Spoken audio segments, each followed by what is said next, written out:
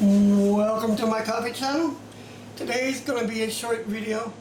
I'm just going to be talking to you about coffee bloom. What is it? Why is it important? How to brew a great cup of coffee using the coffee bloom. And why is it almost the same as pre-infusion for your espresso shots. So anyway, let's get started. I have 15 grams of one of my favorite coffees.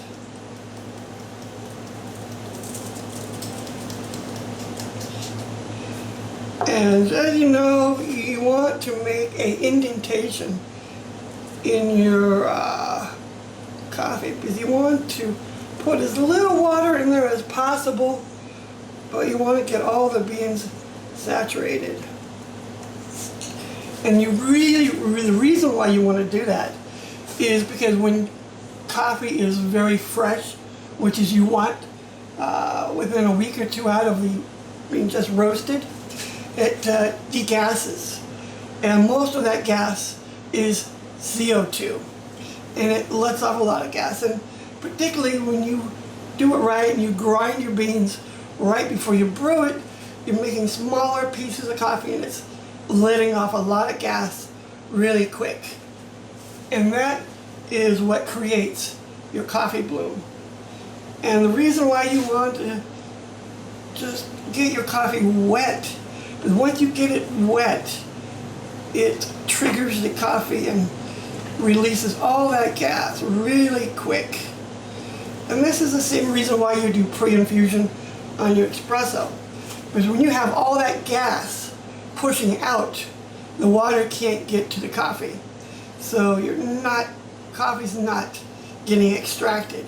So you need to give it a second or two, 10, 15 seconds, let all that gas burst out. Then, same thing with pre-infusion.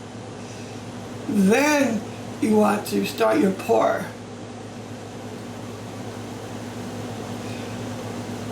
That way you're getting maximum extraction on your coffee, both through your drip and through your espresso shot.